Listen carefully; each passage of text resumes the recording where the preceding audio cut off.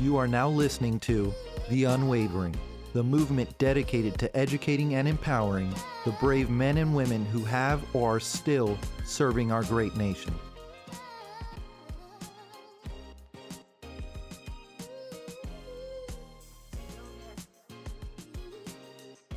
What's up, everyone? This is Kevin with another episode of The Unwavering.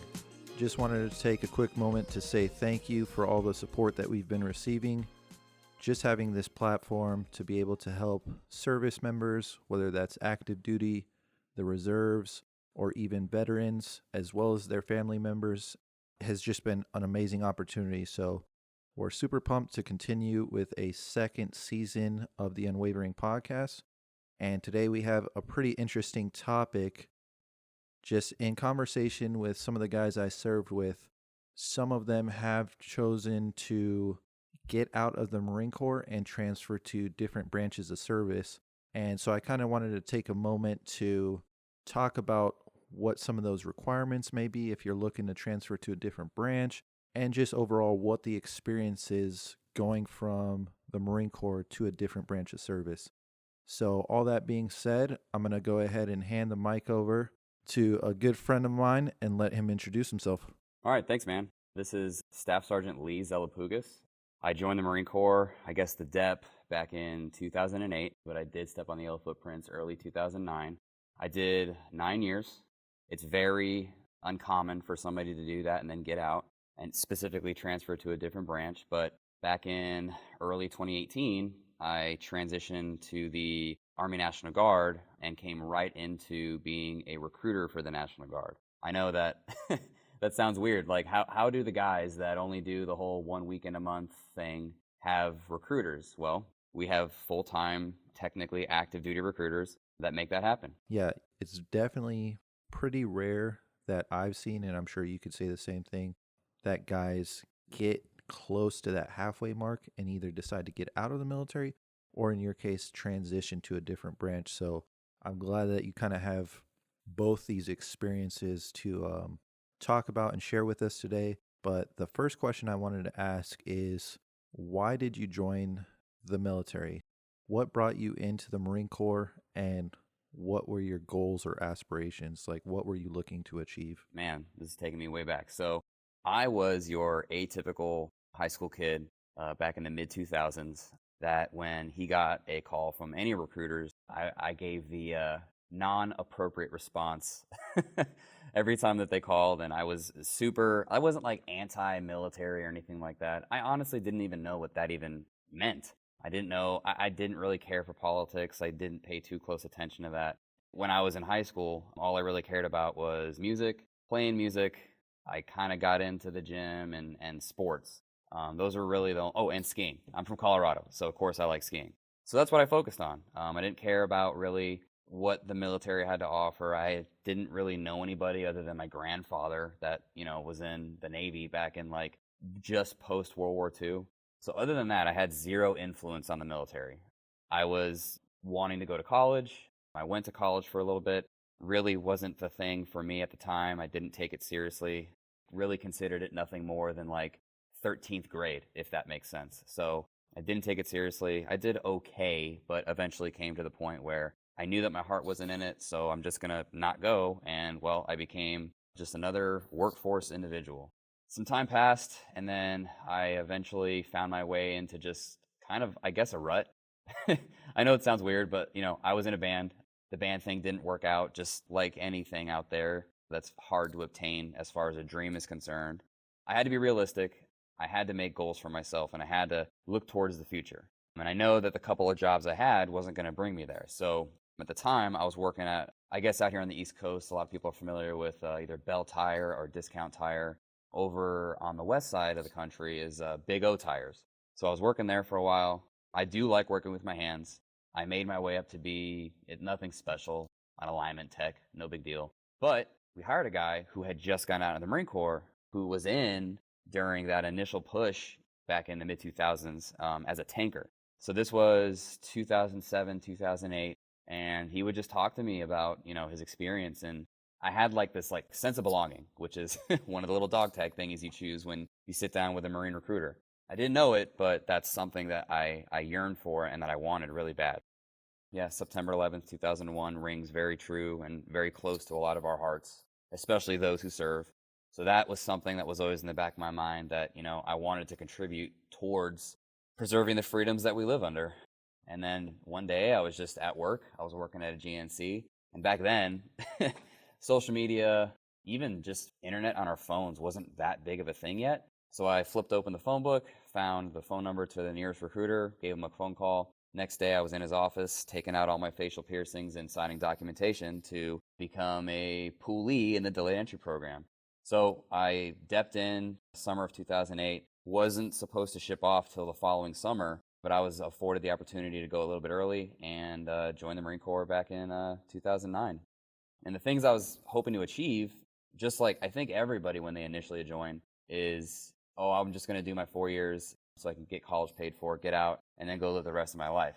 Little did I know, and I think there's like like a postcard out there or like this thing you can hang up in your house that says this, but it is very true, man. I did not know that the Marine Corps was going to become more a part of me than I was going to become a part of it. And that is something that I carried with me and took me into a whole new enlistment, which kind of brought me in the direction where you and I met in the aviation part of the Marine Corps. Yeah, and I think what you said definitely rings true for so many people, whether it's they don't want to pursue college after high school, whether they come to a realization that what they're currently doing, your case, the music and a few other things, is just not cutting it, and you want something perhaps a little bit more professional or to fall back on.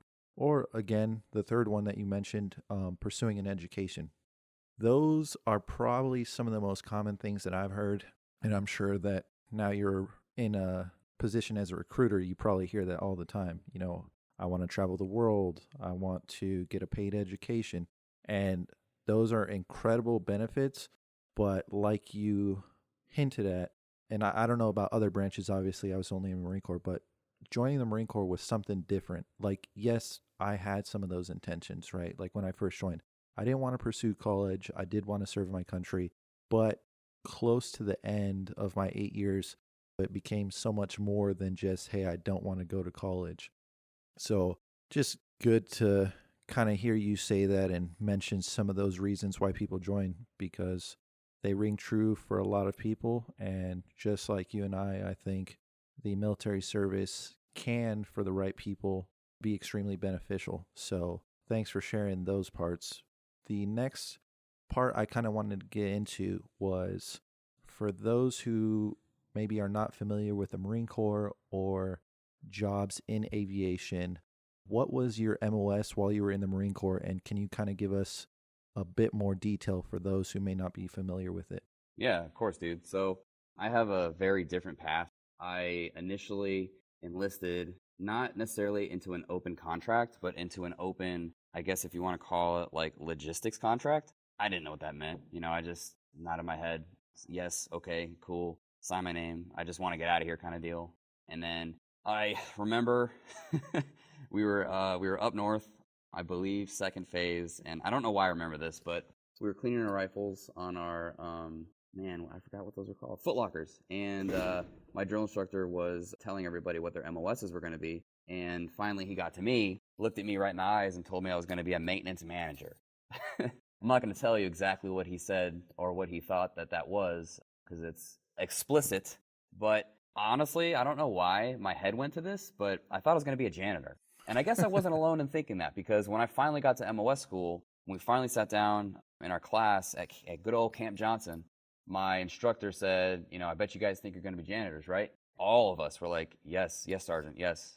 But apparently we were like, it literally is in the name, managing maintenance. So the MOS code is 0411. It's not a large community.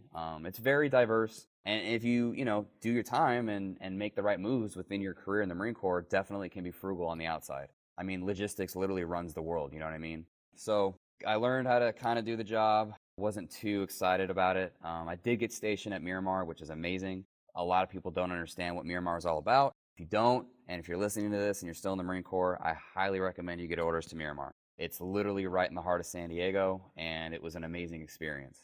did deploy to Afghanistan. I got taken out of my MOS and put into a different billet. And really all I did was manage PAX movement in Afghanistan from Camp Leatherneck. I'm going to be honest, man. It wasn't what everybody thinks as an atypical deployment. I was groundside technically, but there's a whole other part of the groundside that not a lot of people know about, and that is like the super pogue groundside. And I'm not talking about admin. I'm not talking about anybody that works at IPAC. There are people on groundside that do just show up, they work in an office, and they go home for the day at 16:30. So that's part of the culture that I was involved in. And I remember seeing the V-22 land in a compound right next to ours. I think they were probably just dropping off gear or something, packs themselves. I'm not sure, but I always saw them landing and taking off. And, one day I caught a dude on the ramp. I did a little bit of research and found out what that dude was, and he was a crew chief. So I learned what crew chiefs were. I learned that there's an entire other world in the Marine Corps that is aviation. And I felt like I wanted to be involved in it because it was a lot more, hey, you do something with your hands, or you make a move with something with a plane or something like that, but you can actually see your work and how it impacts, a squadron or a maintenance section or something like that. I wanted to directly impact, or I wanted to put my hands on something and know that I went home that day knowing that I actually put forth work, and I saw that work pay off in the form of a bird being up, or me flying myself. So I lap moved to be a 6176 V-22 Osprey crew chief, went through all the training. When I was at flight school and we were close to the end, I filled out a packet to get a top secret security clearance and to hopefully go to what you know as HMX. So I got orders to HMX right from flight school. Yes, I don't have any actual fleet time, but I went right from VMMT 204 in North Carolina right up to Virginia at HMX. So when I was there, I did fly in the 22s there. They had just been stood up, so I was kind of part of the second wave of 22 crew chiefs to kind of come in and just do the job, I guess. It's a very, very different culture there. It's not what you would think as an atypical VMM in any other part of the world, for that matter. It's very different, and I think you know what I'm talking about. We were in Panama City. One of our trip leads or whatever said that I was granted my security clearance. When I got back from Panama, I had to sit down with my division chief. He said I was going to go over to Whiteside.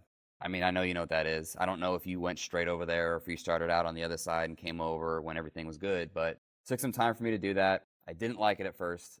And a lot of people didn't like me at first because I was a 22 guy, but hey, whatever. Got the swing of things. I was assigned to then fly on the 60 and learn the 60, be a mechanic and a crew chief on the 60. Did my time, and eventually I was selected to be a Marine One crew chief. If people listening don't know what Marine One is, it is the helicopter that flies the President of the United States, whether it's the 3 and or the 60, and I'm pretty sure you worked on both platforms. So that's those were my MOSs and my experience in the Marine Corps. That's so crazy to think because I've known you for some years now, but I honestly only envisioned you as ever working in aviation. I didn't know about your history prior to that. Like I honestly thought, oh yeah, this dude's smart as hell, knows what he's doing. He's been in aviation for a while, so that's pretty cool to learn about you. But yeah, definitely for those guys who are listening, he's so right when he says that going from a VMM, so going from even a normal fleet squadron, and when I say that in the Marine Corps, you've got different squadrons that will say go to deploy to Afghanistan, they go to Korea, they go all over the world, right? But those are the ones that support the troops on the ground. They're doing troop inserts and extracts, all sorts of missions all around the world. That's what we would consider the fleet. It's your normal everyday operating helicopter squadrons, or F-35s, F-22s. It's just a normal squadron that does a good majority of the work in the air wing. Now, going over to HMX is a completely different beast. HMX, for those who don't know, is Marine Helicopter Squadron 1. And as Leigh mentioned earlier, it's you going to support the President of the United States. I don't have any experience working on Greenside, as he mentioned, which Greenside is the support for the president. So let's say there's camera crews, HR, all the people who are associated with making the president and his staff's job easier, they're going to be on those V-22s. They also do other things such as helping the officer candidate school in Quantico, but once he transitioned over to Whiteside and worked on the 60 and that aircraft, that's a completely different world. So I don't have much experience working on Greenside aside from the times I interacted with them. My time was spent working on the VH3 and the VH60 on Whiteside, which is where we ended up meeting. But yeah, if you guys are interested, he has an abundance of knowledge, particularly in the aircrew line and knowing what it's like to actually fly aboard the helicopter when POTUS is on board. So I'm glad that you mentioned those things and gave us a little bit more detail for those who may not be as aware as to what that all entails. The next part that I wanted to talk about is obviously you enjoyed your time in the Marine Corps, right? You got to travel all over the world. Working at HMX was completely different. But I think for most people, whether you're at HMX, whether you're in a normal fleet squadron, anywhere you're at, there's going to be a certain point where you say to yourself, the military is a strong part of who I am, but I want something different. So, do you think that there was a certain point in time where you wanted something different? And if so, why? Dude, 100%, man. I we can't divulge details, and that's cool. But I think you were part of this time there where we were like, everybody was super low on Marines in each shop. So, with that being said, I think the last year I was there, I was maybe home. And when I mean home, home is very different from actually physically being at home. I was home, or let's just say how long I was gone. I was probably gone about 250 plus days out of that year, the last year I was there. It was that bad.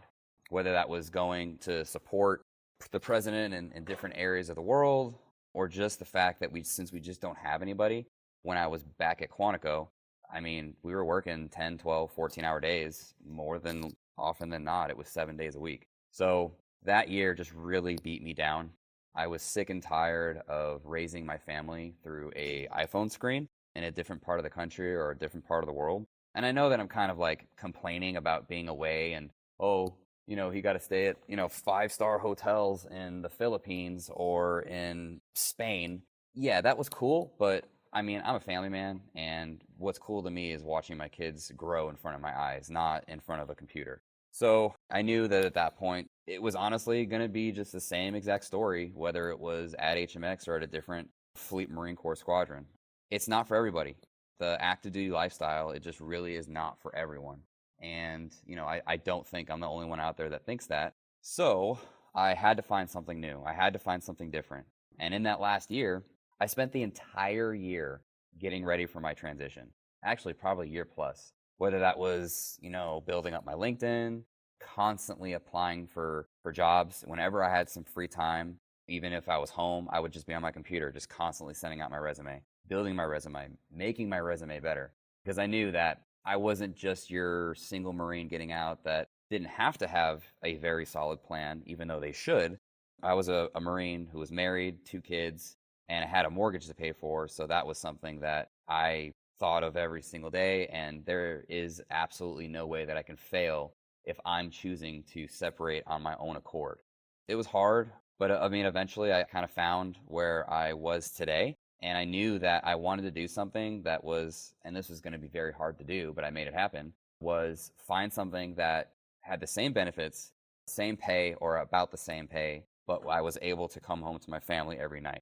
And I was super lucky, and I actually made that happen and found that. Yeah, and I'm sure a lot of people listening to this who didn't serve with us or haven't worked at one of these units where they're constantly on the road are saying exactly what you just said. Like, what's wrong with these guys? They got to travel all over the world, be a part of things that no one else could ever say that they did, and they got tired. And yeah, man, like, I don't know how else to describe it, but that's exactly right. For you, I think it was even harder. Like you said, you had a wife, you had kids at home. I was a single Marine, but even then, I mean, there were times where I remember we were traveling so much that I was home. And again, by home, I don't mean at home, just like Leigh said. I was in Virginia for 4 days out of the month. So the rest of the month, I was gone. Sure, I was going to Germany, I was going to France, I was going to some incredible places that I definitely wouldn't have had the opportunity otherwise.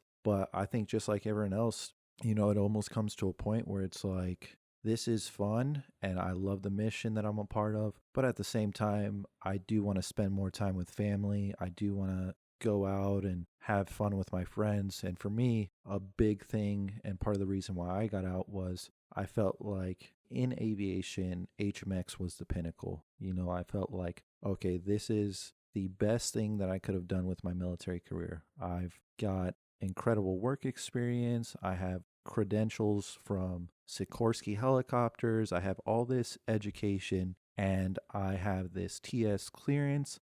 But do I want to stay in the military forever? And for me, the answer was no. So, I decided to get out, and that's what led to job opportunities on the outside. But yeah, it's just a really different world. So, I mean, I will always have great things to say about HMX and the things that I was a part of. But for those who are listening and have an interest in joining HMX, just know that everything does come at a cost. And although, yes, you're going to travel the world and get to visit amazing places, it's not like we were traveling there just to have a good time and go out every day. You're there to support a mission, and you just have to be very flexible with your schedule, and your family has to be extremely understanding that there may be times where you're gone 250, 260 days out of the year. So if you guys are cool with that, or if that does interest you, then I say go for it. But before I get ahead of myself, because I know we can go on that topic forever, today we're talking about your transition from the Marine Corps into the Army National Guard and specifically recruiting. Can you kind of talk to us about what the process was like when you decided to transition from the Marine Corps? Yeah, of course. I'm not going to spend too much time on it, but I will go back to kind of almost the third question. So when I was applying for jobs and getting ready for my transition, we knew that we wanted to come to Indiana. I get the question all the time, and when I tell people from Colorado and the fact that I've lived in California and been on the East Coast as well, a lot of people are like, what? Why Indiana? There's nothing there except the Indy 500 that happens in May.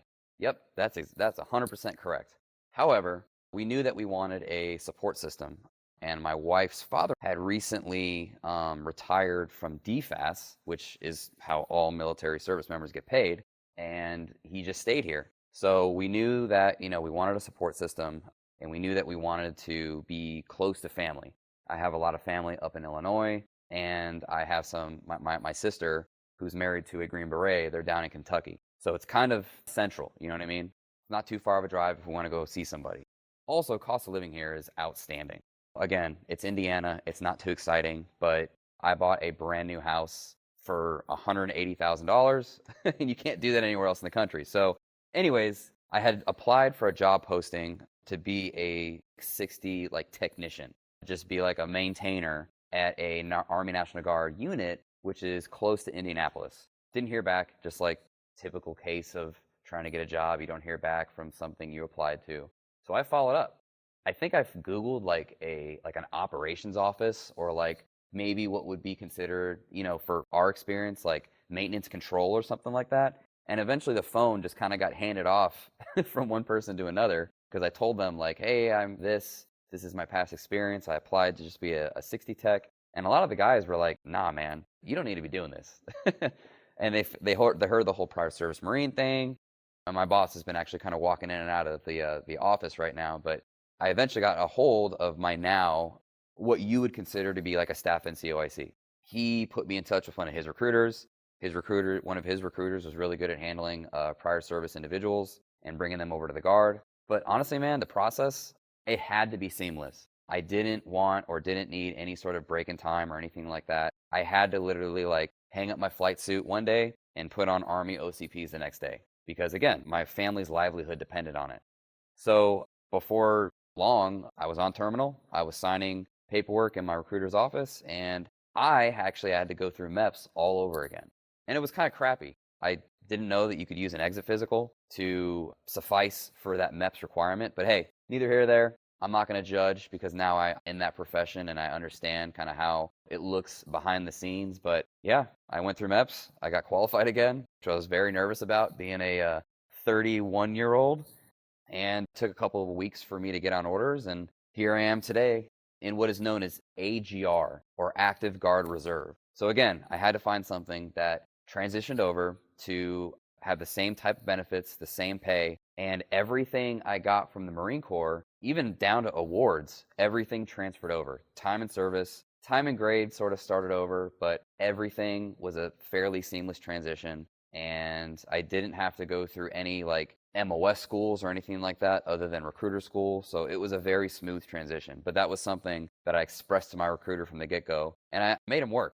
But it was worth it. And to this day, it is still worth it. So yeah, man, that's that. That's incredible, dude. I'm definitely pumped that it worked out because on the outside looking in, I would not expect it to be that seamless. So I'm glad that it did work out for you in that regard. Like you said, you hung up your flight suit one day and the next day you're wearing your Army uniform. I mean, not literally, but what was it like going from aviation maintenance into what you're doing now? Like the environment, the culture, the mission. What are some of the things that you would say are the same or maybe even different in your new job? Man, I hate to sound like an old crusty gunny or like a master sergeant right now, but like I'm gonna.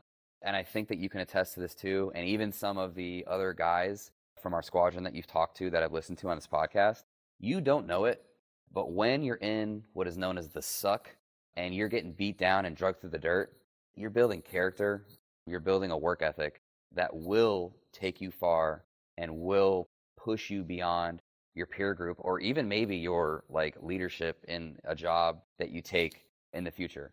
You're going to look back on those experiences and you're going to take those experiences and take all that suck. You're not even going to know that you're going to do it, but you're going to put it towards your new profession and you're going to excel. There is a huge difference when I meet a prior service Marine that is in the National Guard now, because there's a lot of us. I actually call the National Guard the Marine Corps retirement home because it's freaking true, man. It's so true. There's a lot of us here, and there's a reason for that. But I'll tell you what, man, the culture is night and day. And, you know, again, like you said earlier in this discussion, it takes a certain person to join the Marine Corps. The way that you're brought up is done a specific way because the Marine Corps is very unique. But if there was one branch out there that is as close, I'm not saying the exact same, I'm saying as close to the Marine Corps as possible, it honestly would be the Army. When it comes to just like the basics, rank structure, how you address somebody, things like that, it's very similar. Even like the MOSs. So on our side of the house in the Marine Corps, there's avionics, whether it's on a 60, an Apache, a Kiowa, a 47, there are avionics MOSs within the Army. Infantry, military police, intelligence. I think really the only thing that the Army has over the Marine Corps is a whole medical field side of the house. Other than that, man, it's identical. But the culture is very different. I don't even have to say anything. I don't even have to look at a person I've never met before, and they can look at me across the room, and they, for some reason, know that I'm a prior service Marine.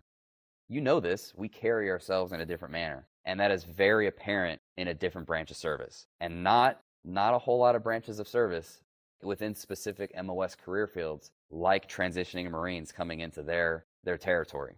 Yeah, no, that makes complete sense. And it's funny because obviously, me having no experience in transitioning to a different branch, I would already assume that walking in, there's going to be different cultural norms. When they look at me, they're probably going to have different expectations of how I carry myself, how I conduct business. But it is interesting to see and hear you say that of all the branches, the Army would be the closest. So it's just a good thing to hear for those people who are possibly thinking about transitioning and going to a different branch. Perhaps the Army is for you, and maybe you'll be fortunate enough where the transition piece is as smooth as it was here. But kind of on that same topic, right, of the differences between the Marine Corps and the Army, Obviously, I know you're all for it, but can you tell us why? Like, what do you think you joining the Army has done for you or is going to do in the future for you?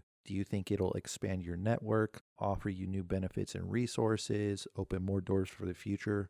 What do you think the benefit is for someone transitioning into a different branch? That's kind of hard to answer, but kind of easy at the same time. And I'll say it is fairly subjective because each individual person that is deciding to maybe transition out of one branch and maybe possibly into another, we all have our own reasons. We all have our own wants, needs, maybe even concerns. So it's very subjective. But I guess for me, like I've said earlier, like the benefits are the exact same. I just wear a different uniform and I answer to a different boss. But that's in recruiting. Recruiting is a very different world. Recruiting in the National Guard, it's a small part, but we're full time. We're active duty, technically. We don't do the whole 1 week in a month and 2 weeks in the summer. We come to work sometimes 7 days a week, and we're on a full time active duty status. But as far as like networking, yeah, absolutely. I wanted to kind of save this for maybe the end of this conversation, but I guess I'll just kind of hit on it now. If I want to make a move, if I want to go to a different part of the country and be a recruiter, I call the shots. And I guess that would be a benefit is stability. If you want to be here and you want to stay in one place for 15 years, you can technically do that. There are guys and gals that have been in recruiting for 15, 16, 17 years. Sure, they bounced around from position to position and kind of work their way up the leadership ladder. But if you want to be in one place in one spot and do that for the duration of your career and earn the same exact retirement you would being drugged through the dirt in Marine Corps aviation, this is the way to do it. And that's something that was very appealing to me. Again, I was just sick of it. I do miss the Marine Corps. I do hold it extremely close to my heart, and I'm never going to let it go. It's always going to be a part of me. But I knew that there had to be something else out there that was going to be not just better for me. I can be drugged through the dirt. I can deal with that. I can deal with the suck, but I don't want my family to bear that burden just because I want to continue, what I want to do. It's not just about me. It's about my wife and my 2 kids and I guess my 2 dogs at home. But yeah, networking definitely opens it up to new horizons.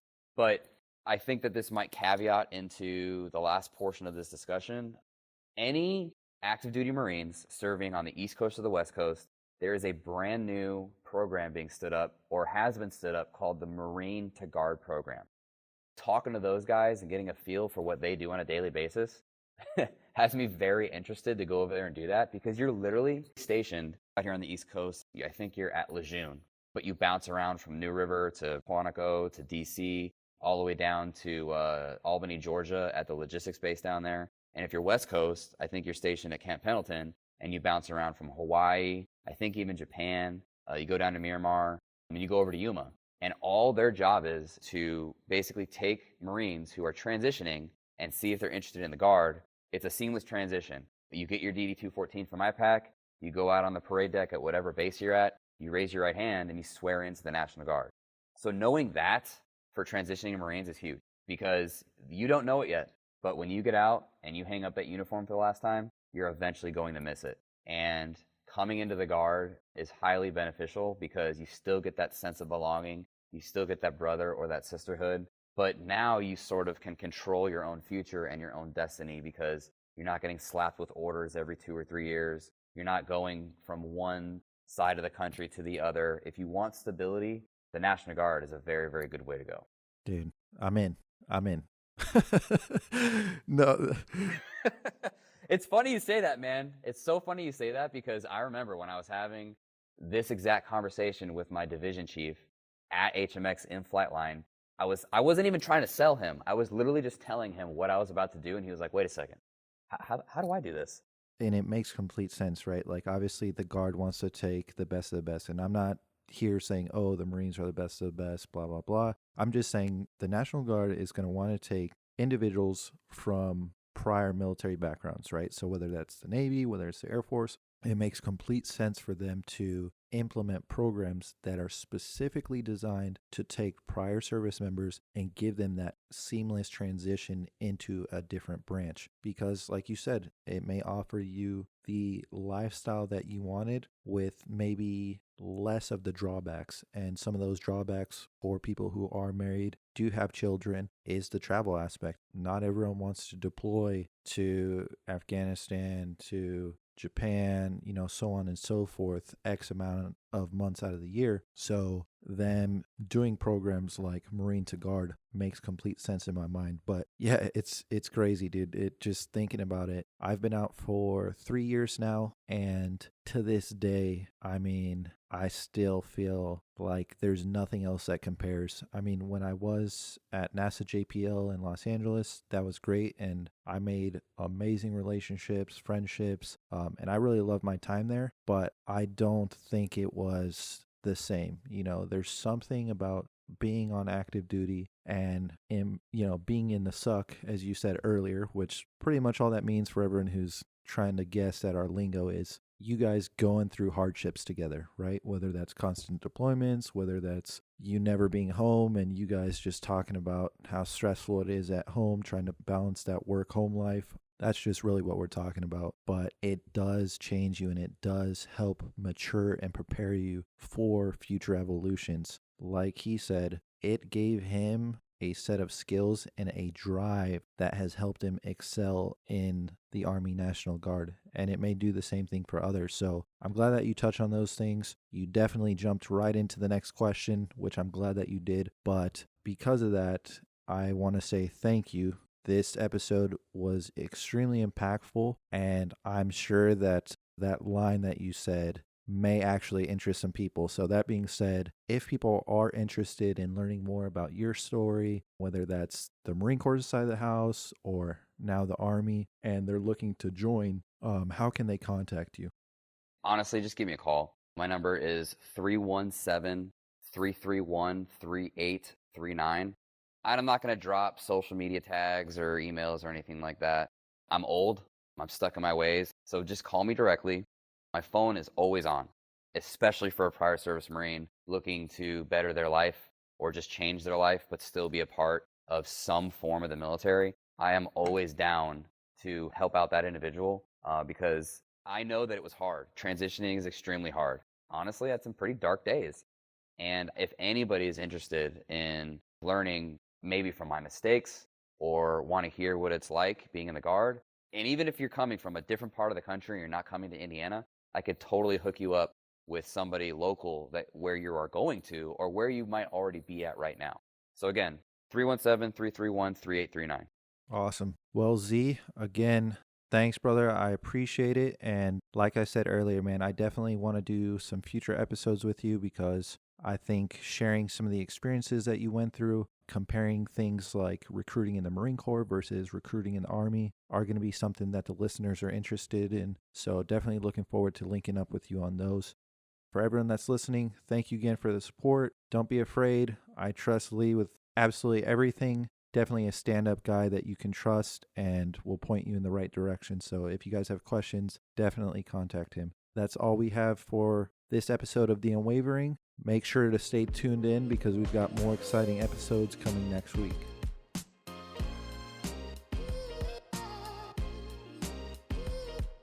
Thanks for listening to The Unwavering. Please rate and comment on Apple Podcasts. Give us a 5-star and a great comment, and we may just read it on a future episode. Also, follow us on social platforms like Instagram, Facebook, and YouTube. Be sure to check back with us next week.